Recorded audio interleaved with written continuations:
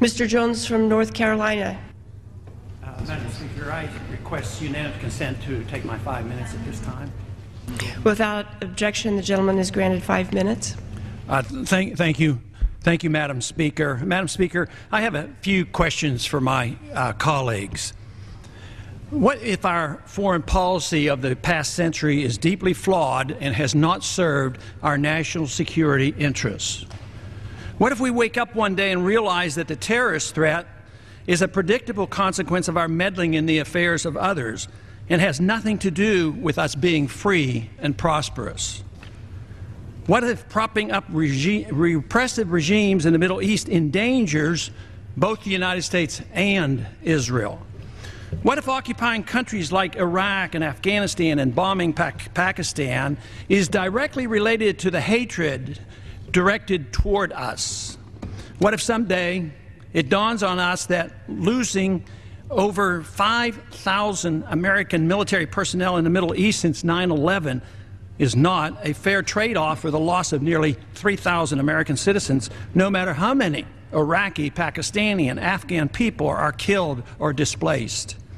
What if we finally decide that torture, even if called enhanced interrogation technique, is self-destructive and produces no useful information, and that contracting it out to a third world nation is just as evil? What if it is finally realized that war and military spending is always destructive to the economy? What if all wartime spending is paid for through the deceitful and evil process of inflating and borrowing? What if we finally see that wartime conditions always undermine personal liberty? What if conservatives who preach small government wake up and realize that our interventionist foreign policy provides the greatest incentive to expand the government? What if conservatives understood once again that their only logical position is to reject military intervention and managing an empire throughout the world? What if the American people woke up and understood that the official reasons for going to war are almost always based on lies and promoted by war propaganda in order to serve special interests?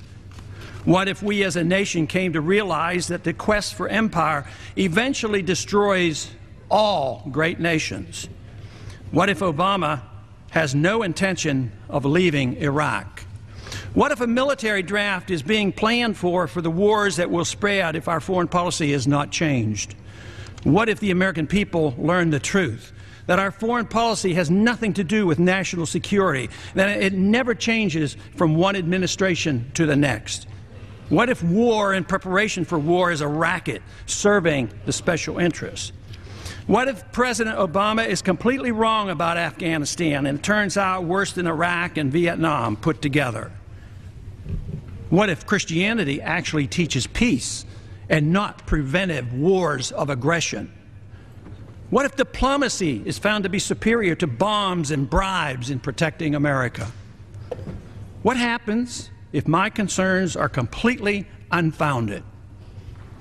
Nothing. But what happens if my concerns are justified and ignored? Nothing good. And I yield back the balance of my time. Ms. Woolsey from California. Thank you, Madam Speaker.